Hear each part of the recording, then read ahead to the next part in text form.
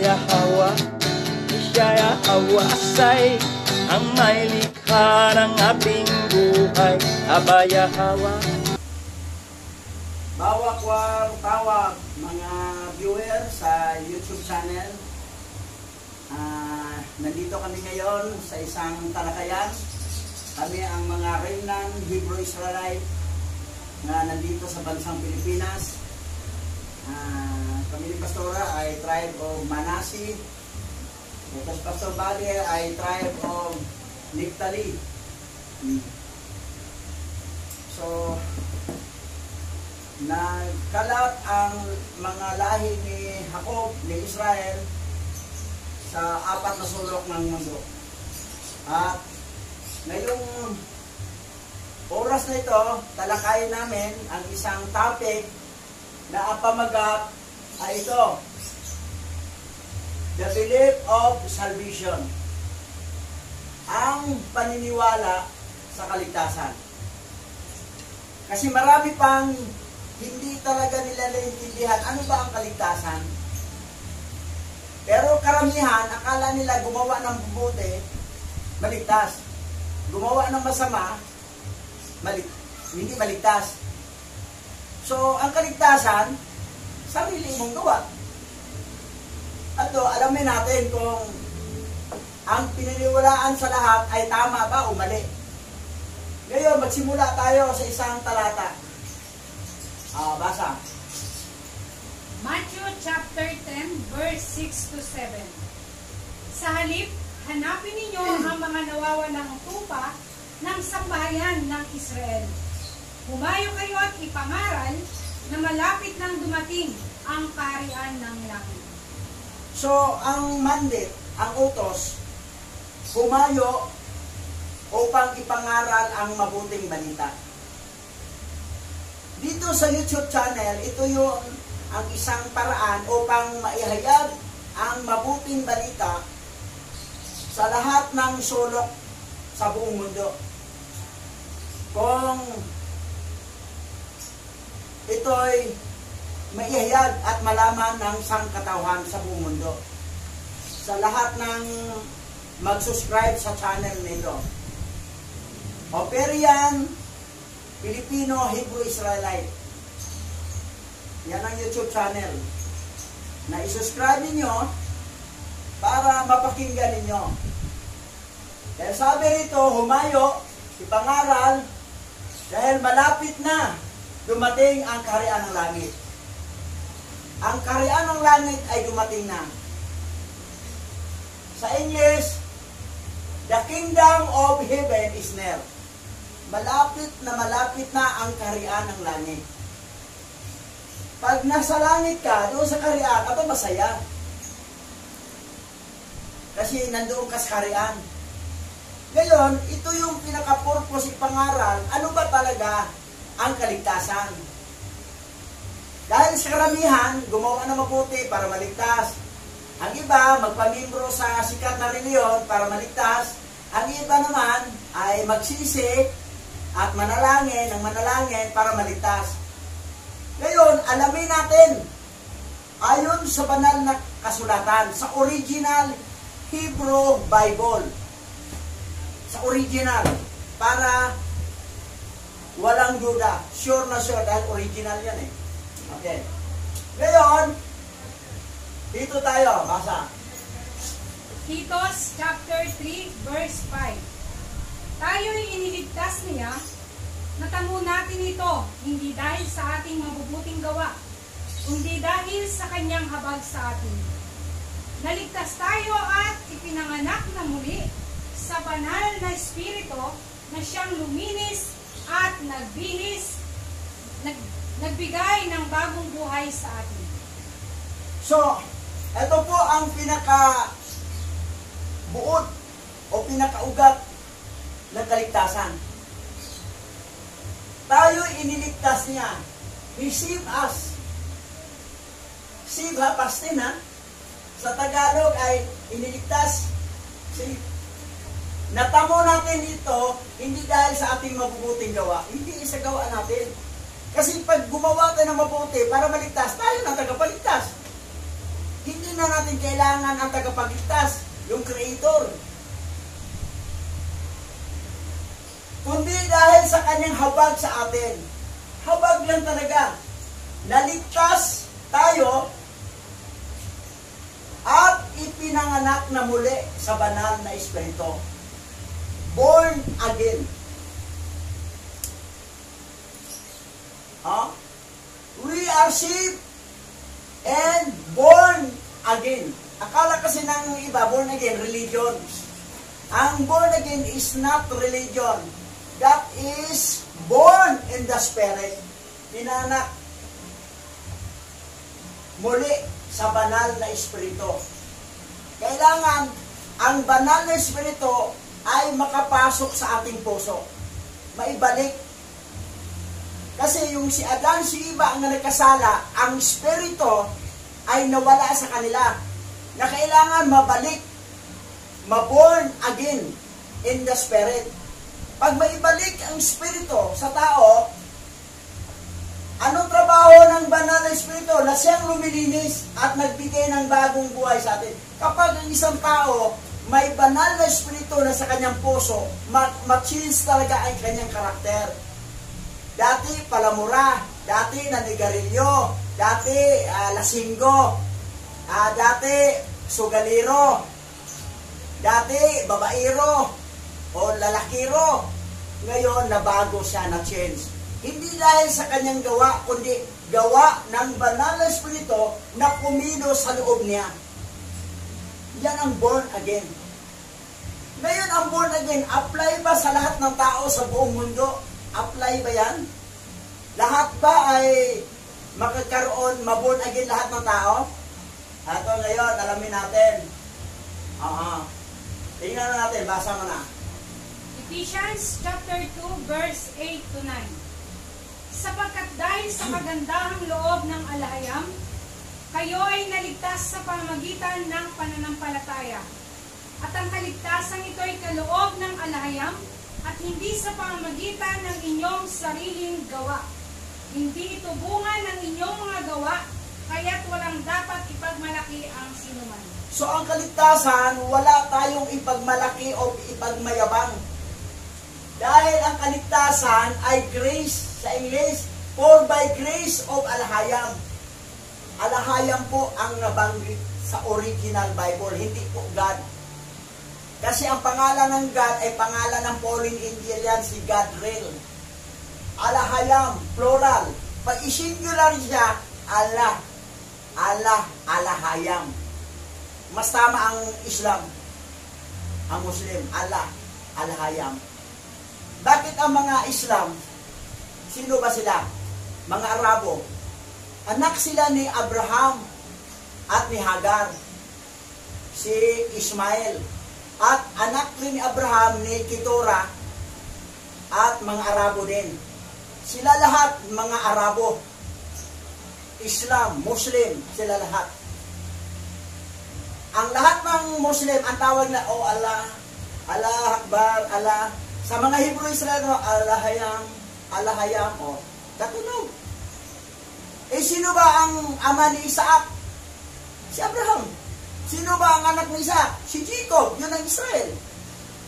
Hindi yung Israel na katira dyan, ha? Iba yan. Hindi yan totoo na Hebrew Israelite, pangalan lang kinuha nila. Katulad sa Bible, kinuha nila ang Bible, pinalitan ng pangalan ng Pauline Angel. Iba na ang sinamba ng tao, at mga kalagay, Pauline Angel na. Tapos, ang bansang Israel ng lupain, ay pinalitan na rin, hindi na tunay na katira. Ang pangalan nakuha nila. Kita mo yung gawa ng Diablo? Nalinglang talaga, nalinglang. Ano sa lahat ng Christian sa buong mundo nagtiwala sa Israel? Piki po yung pinanulaan mo. Mga huwad na Hebrew Israelite yan, mga Jewish. Huwad po yan, di yan totoo. Kawawa to yung Palestinian, tinira naman nila ulit. Hindi ganyan ugali ni Jacob, ni Israel. Tirahin nilang Palestinian na mga anak ni Abraham din yan. Mga kapu-apuhan ni Abraham. Ngayon, sabi rito, sapagkat dahil sa kagandahang loob ng alahayam, ay naligtas sa pamagitan ng pananampalataya. Kasi, ang lahat ng mga maligtas, magkaroon talaga ng panampalataya. At ang kaligtasan ito'y kaloob ng alahayam, kaloob lang gift. At hindi sa pamagitan ng inyong sarili. Hindi sa ating gawa. Hindi ito bunga ng inyong mga gawa, kahit walang dapat ipagmalik kay sino man. Kapag tayo maligtas, wala tayong pagmayabang. Ako ligtas ko, mabait ko, ikaw salbahin ka, hindi ka maligtas. Wala tayong pagmayabang dahil ang kaligtasan ay grasya, regalo, gift, grace, kaloob. Halimbawa, regaluhan kita, bayaran mo ba ako? Hindi, kaloob nga eh, regalo eh, gift eh. So, gano'n ang kaligtasan. Ngayon, sino ba talaga ang maligtas? Sino ba lang talaga sila? Ito, basahin. Ephesians chapter 1 verse 4 to 5. Pinili niya tayo bago ang pagkakatatag ng mundo, upang maging kanya sa pamamagitan ng Masaya, upang tayo ay maging banal at walang kapintasan sa harap niya. Dahil sa pag-ibig ni Alaya, pinili niya tayong maging mga anak sa pamamagitan ni Masaya Yahawashai. Ito ang kanyang layunin at hangarin. Ang maligtas yung mga pinili lamang. At kailan naganap ang pagpili? Bago pa ang isang libutan, bago pa itatang ang sanlibutan. Sa Lunes, magpipili ng barangay opisyal. Pero ang pagkapili na maligtas tayo, wala pa ang planet Earth. Pansinin mo sa English ha. He chose us before the foundation of the world. Before the foundation of the world. Sa Tagalog, pinili niya tayo bago ang pagtatag ng mundo. Ito hango to sa original Hebrew. O, Hebrew yung slaro. Hango yan. Ngayon, ibig sabihin, hindi lahat ng tao sa mundo nga nakatira ngayon ang maligtas. Kasi hindi lahat pinili. Ang pinili lamang nga bago palikhay ng sanlibutan, yun lang maligtas at manampalataya kay Masaya Yahawashai. Paano yung hindi maniwala? Ay, hindi yan pinili. Dahil sinabi rito, pinili niya tayo bago ang pagtatag ng mundo upang maging kanya sa pamagitan ni Masaya, upang tayo ay maging banal at walang kapintasan sa harap niya. Kasi bakit tayo ma-change? Dahil ang banal na Espiritu ay pumasok sa atin, yung ma-born again tayo in the Spirit. At yung galaw ng Espiritu sa loob natin, yan ang mag-change ng buhay natin. Baguhin niya ang buhay natin sa pamagitan ng banal na Espiritu. Pinili niya tayong maging mga anak sa pamagitan ni Masaya Yahawashai. Ito ang kanyang layunin at hangarin. Sa pamagitan ni Masaya Yahawashai. Yan ang nakasulat sa original. Masaya Yahawashai. Hindi Yeshua, hindi yan Yeshua.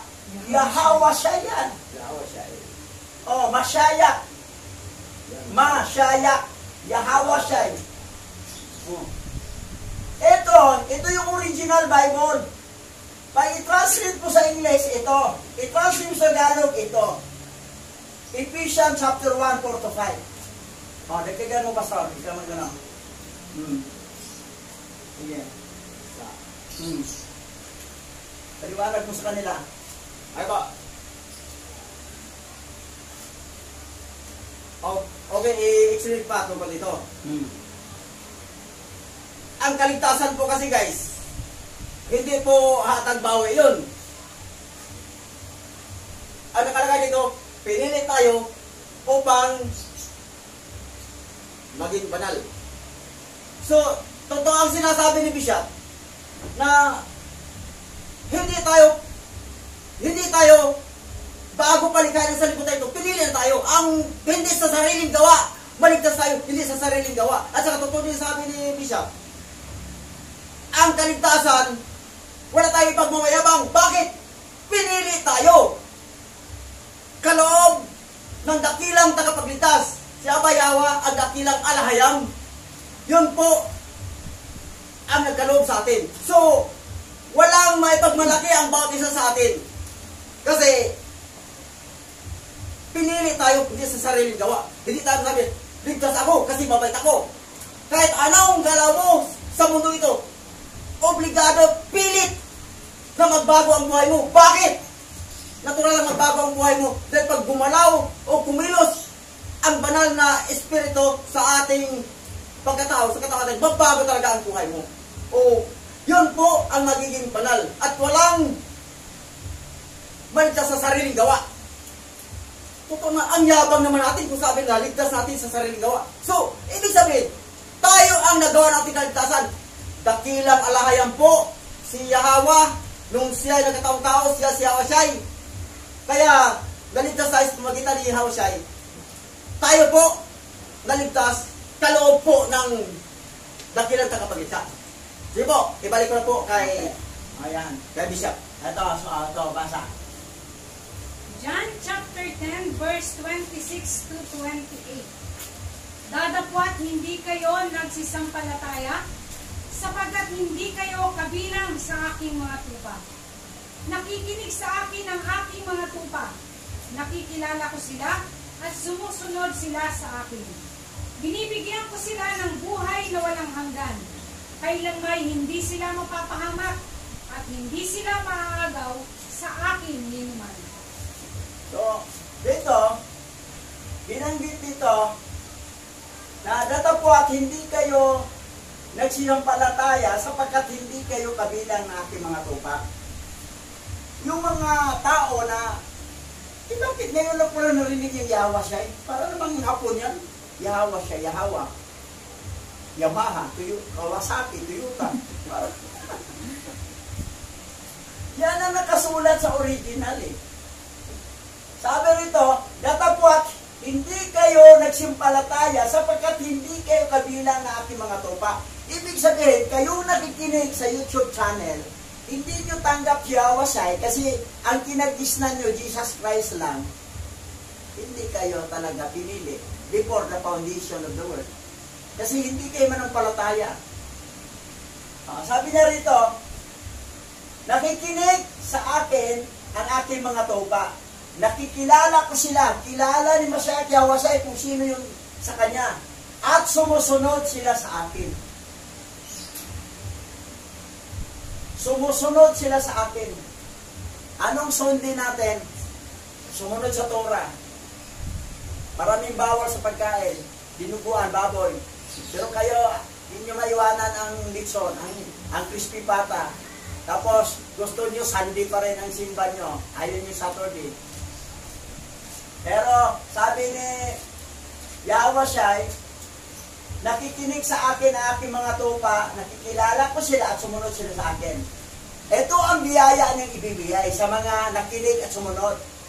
Binibigyan ko sila ng buhay na wala hanggan, kailan may hindi sila mapahamak at hindi sila maagaw sa akin ninuman. Kahit sino, kahit si Satanas, hindi siya maagaw. Pag once you are saved, is there saved forever. Parang baptist yan. Tama ang turo ng baptist patungkol sa salvation. Na never lost. Pastor, tama. Malinaw po kasi dito guys. Binibigyan ko sila ng buhay na walang hanggan. Kailan may hindi sila mapapahamak at hindi sila maagaw sa akin ninuman. So ibig sabihin, pag ikaw ligtas, wala nang sino man makaagaw sa iyo kahit anong klaseng linlang ng demonyo, kahit anong klaseng tukso ng babae, hindi ka na tabla nun. Bakit? Gumagalaw na po sa iyo guys ang espiritu at saka tiyak, pagligtas ka, tama sa sinasabi ko kanina, na ang kaligtasan hindi hatag baon. Hindi kagaya ng girlfriend, boyfriend, nagbigay ang boyfriend, noong sila nagkaiwalay, babawi lang. Hindi po, ganun. Ang dakilang alahayam, ang dakilang tagapagligtas, si Aba Yahweh, ang Aba kasi Ama po yan. Pero palihin po tayo, Aba Yahweh. Yun po ang alahayam. So, ibig sabihin, malinaw na hindi tayo maagaw. At saka, kung ligtas ka, ligtas talaga kayo dyan.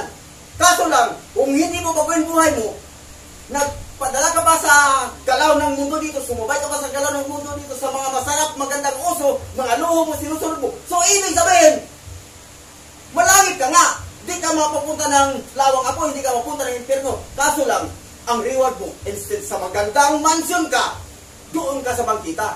Ang bangkita dito doon, hindi kagaya dito na.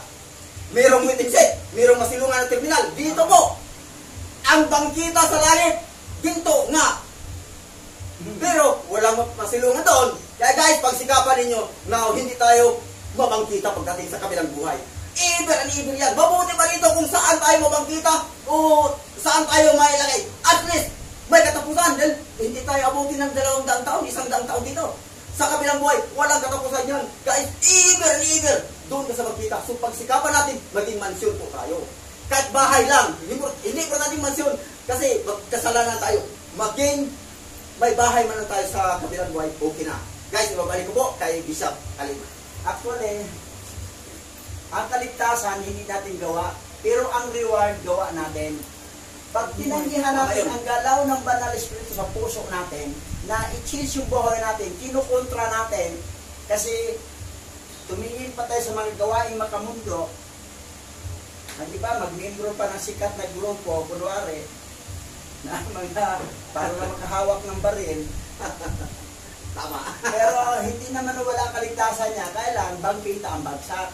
Ang iba naman, kilala na si Yahweh, nahiya pa. Kasi pag magitin niya si Yahweh siya, baka kukutsain siya ng mga tao. May mga duwag yun eh. So, ang really mong tahanan doon, sa bagong langit, bagong lupa, sa bagong Jerusalem, sa Israel ka rin makatira, kurimnan ka, ito Israelite. Kaya lang bangkita. Iba yung naglilingkod talaga na nagpaubaya sa galaw ng Banal Espiritu, nag-change ang buhay niya, yan talaga ang may mansion. Yaman. Yan ang... So, ang isa kasi pag pinili ka ni Abba Yahweh, kahit anong mangyari sa'yo, never lose salvation, kaya lang ang reward. Reward lang yan magkakatalo. So, kung okay sa inyo, bangkita lang kayo titira, para langit pa rin, siguro masaya kayo, marami naman kayo doon sa bangkita, bahala kayo.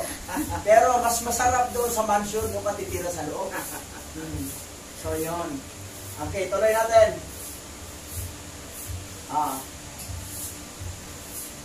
Kainit pala. Gawa 4:12. Ang kaligtasan ay matatagpuan lamang kay Yahweh Shai, sapagkat sa silong ng langit, ang kanyang pangalan lamang ang ibinigay ng alahayam sa kaligtasan ng sangkatauhan. Paano basahin to? Ito pala, ano po? Ito pala. Ayan, Yahweh Shai. Yahweh Shai. Yahweh Shai. Ayun, Yahweh Shai. Yan. Hindi siya Yeshua, ha? Wala siyang vowels na gilagay sa baba. Kasi pag lagyan ng vowels sa baba yan, itong Yahweh Shai maging Yehoshua. Yehoshua. Tapos pag alisin itong H, tapos ibaliktad itong siya at saka wa, maging Yeshua ang labas. Na pag idating sa Greek, ay Isos. Pagdating sa English, ay Jesus. Ganon sila madaya. Ang Yahweh Shai, paglagyan ng vowels, i-modern mo yan, naging Yehoshua. Alisin mo itong ha, tapos itong wa at saka siya, ipabaliktad mo siya, mabasa yan, Yeshua.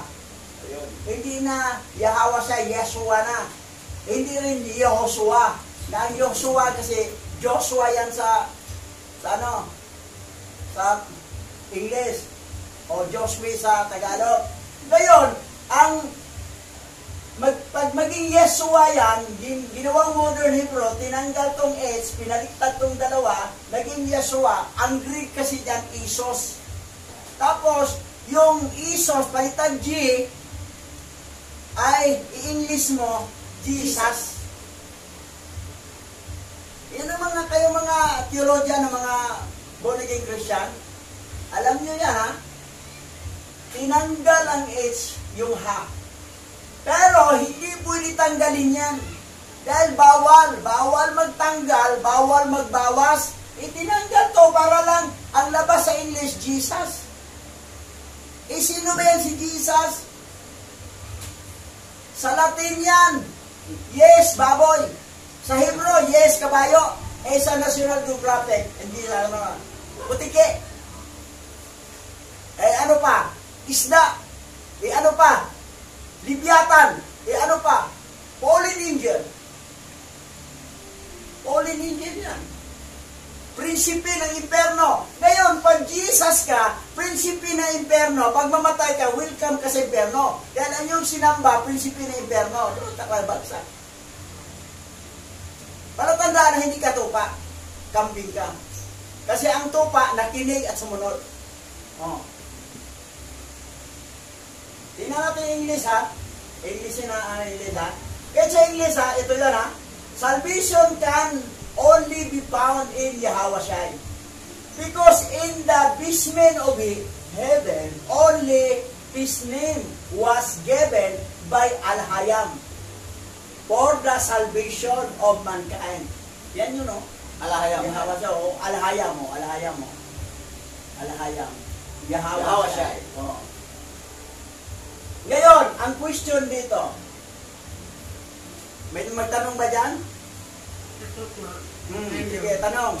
Bakit po sa original Bible, Yahweh Shai ang nakasulat? Pero sa Bible na sispisiplo, na gawa ng Vatican Canon, Jesus Christ ang nakasulat. Yan na nga. Itong Bible ng 66 book na Vatican Canon,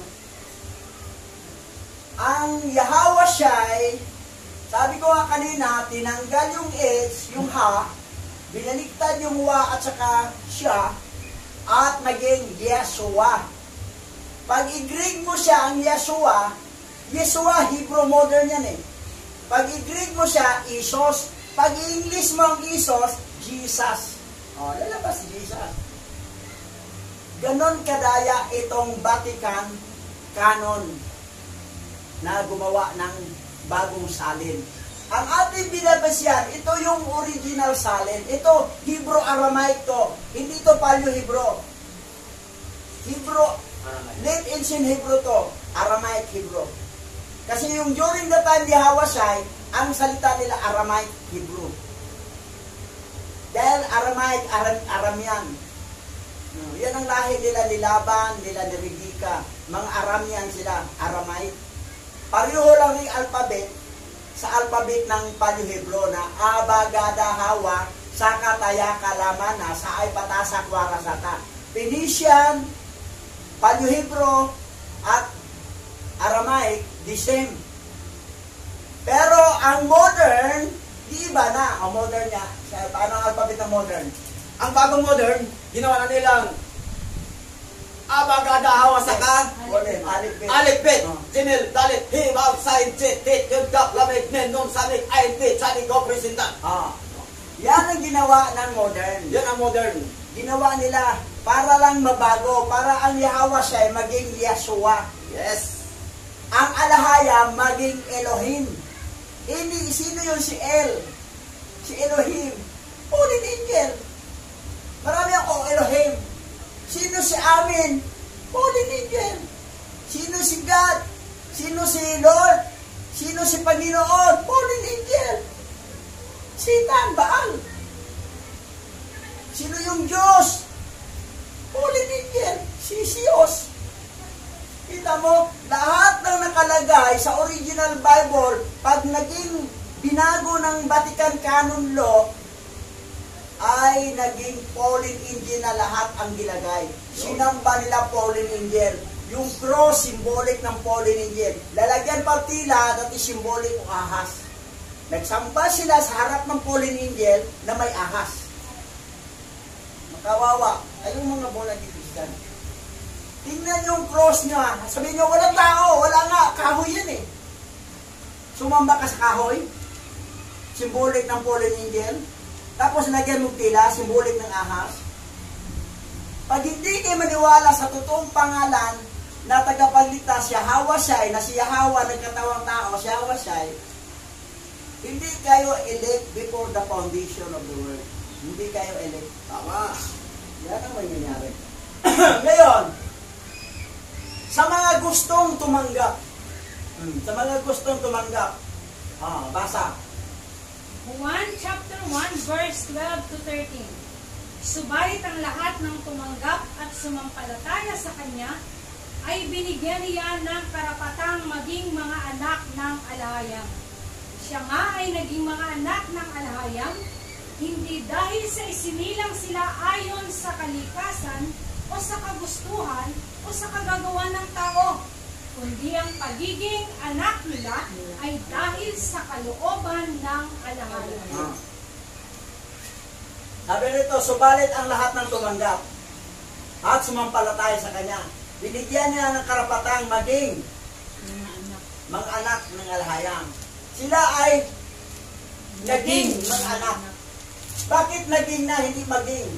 Kasi anak na sila before the foundation of the world dipili. Kumbaga ito, pagtanggapin mo si Masiah at Yahushua, nanampalataya ka, para malaman mo, anak pala ako, maging anak pala ako. Pero sa totoo lang, anak ka na dati pa, naging mga anak ng alahayam. Ngayon, kung tanggapin mo si Masiah at Yahushua bilang iyong personal Adonai na tagapagligtas sa iyong buhay, pinili ka before the foundation of the world. Kayong nanood sa YouTube channel, taas kamay niyo. Tanggapin niyo si Masiah at Yahushua. Paano tanggapin? Ay, ito. Basa. Revelation chapter 3 verse 20. Nakatayo ako at kumakatok sa pintuan. Kung diringgin naman ang aking tinig at bubuksan ang pinto, papasok ako sa kanyang tahanan at kakain kaming magkasalo. Si Masiah at Yahushua ay kumakatok siya sa pintuan ng puso natin. Kung buksan mo po siya at papasok siya sa iyo, sa pamagitan ng banal na espiritu, hindi naman physical body niyang papasok. Banal na espiritu. Makyat siya sa langit eh. Yung physical body niya nabuhay magmuli, Yahushua, ang espiritu niya ang papasok sa atin pagbuksan natin. What espiritu? Banal na espiritu. Kasi yun ang magtatrabaho na mabago ang buhay natin, na siya ang lumilinis at nagbigay ng bagong buhay sa atin. Tanggapin mo ba si Masiah at Yahushua sa pamagitan ng banal na espiritu at buksan mo ang iyong puso at papasok siya para magkakasalo kayong kumain? Anong kakainin? Yung salita ni alahayam. Dahil ang salita niya ay pagkain. Hindi literal na pagkain, ito tinapay. Tapos yung kape. Kundi yung salita, magkasalo kayong kakain. Dahil habang umaatin ka sa araw ng Sabat, Saturday, para magsamba, ay nakakain ka kasama ng banal espiritu na doon magkasalo kayong kakain. Kasalo na namin kakain. Hindi na, nagsamba kami. Sabat. Ngayon, kayong nanonood sa YouTube channel, i-subscribe po ninyo, mag-comment kayo, at salamat sa panonood ninyo, kasi ito ay importante. Kung kayo'y nakikinig sa salvation na nanggaling sa Bible na silent na nanggaling ng Vatican Canon, wala yun. Dahil naalala ko, nagkaroon ako ng debate ng isang Catholic defender. Born again Christian pa ako, pastor noong panahon na yon, hindi pa ako bishop. Sabi niya sa akin, kayong mga pastor ng born again Christian, wala naman kayong sariling Bible eh. Ang Bible na ginamit yung Bible namin yan sa Katoliko. Naalala ko, tama, sa kanila pala ito eh. Gawa ng Vatican Canon. Kasi biro mo ha, noong 70 din, ninakaw ang Bible. Na 777. 4 na tao nga nagbuhaton eh. Ninakaw nila, dinala sa bismi ng Vatican, at pinagtanggal nila, pinili nila ang 66 book para maging 666. Ayaw nila na maging 77. Number kasi ng alahayam ay 777, 777. Gusto nila maging 666. Bakit maging 666? Si Adan nilikha sa 4-6 na araw. Ang tao, number 6. Tapos, gumawa sila ng Bible na 66 books. dalawang 6, plus ikaw number 6, tatlong 6 na. Magbasa ka ng Bible, na 66 mo, plus ikaw 6, tatlong 6 na. 666. Hindi na yung 777 books. Ito yung ginamit namin, that's why may Book of Jubilee, Book of Enoch, Book of Jasher, First Book of Adam and Eve. Ang dami pang mga aklat at sa mga ng testament ng mga 12 tribe of Israel. So, doon mo malalaman ang buong katotohanan. Pero kung magbase ka lang sa 66 book, plus ikaw number 6, 666, laling lang talaga. That's why laling lang ang tao sa buong mundo. Ngayon, ito yung pahayag namin para makawala kayo sa paglilingling. Kasi kami dati, nalinglang din kami. Pero dahil kasi nandito na tayo sa huling mga oras, hindi huling araw, huling mga oras na. Kasi ang isang araw ni Alahayam ay 1,000 taon sa atin. So, huling oras na lang. Na ibig sabihin, mga years pa, mga ilang taon pa, pero oras na lang kay Alahayam. Nandito na tayo sa pinaka-ending. Ngayon, ito ang magandang balita. The kingdom of heaven is near. Tanggapin mo si Mashiach Yahawashi na sarili mong personal na tagapagligtas at Adonai na iyong buhay. Tanggapin mo, buksan mo ang puso, papasukin mo siya sa pamagitan ng Banal Espiritu at yan ay maging kaisa kanya at yan nalalaman na ikaw po ay tunay na mga pinili before the foundation of the world. At isulat kanya ang pangalan mo sa aklat ng buhay. Okay, manalangin po tayo. Aba Yahweh Alahayam, may nakikinig po sa YouTube channel. Nais ka nilang tanggapin Mashiach Yahawashi bilang personal na tagapagligtas at Adonai ng kanilang buhay. Aba Yahweh, kahabagan mo po sila. Lahat ng tumanggap, ibig sabihin sila ay mga pinili mo bago pa likhain ang mundo. At inuutosan nyo kami na ipangaral, imahayo, at hanapin ang mga nawawalang tupa. Salamat po, Mashiach Yahawashi, na ikaw po, sa pamagitan ng Banal Espiritu mo na gumalaw, kumido sa aming buhay upang kami ay nabago, na dati may mga bisyo, nanigarilyo, lasinggo, babairo, palaaway, chismosa, mga marites, pero ngayon nabago na ang buhay sa pamagitan ng Banal Espiritu. Salamat po sa iyo sa kaligtasan na yung dugo mong binuhos mo doon nga nakabitin ka sa punong kahoy na nagbigay sa amin ng kaligtasan. Salamat po, Mashiach Yahawashi. Ito po ang aming samot dalangin sa matamis na pangalan ng aming tagapagligtas. Walang iba. Yahweh nagkatawang tao at siya si Mashiach Yahawashi. Lahat tayo magsabi ng Yaman! Yaman! Be blessed and shalom. Comment. Thank you for your watching and subscribe our channel. Yes. Okay. Shalom, shalom.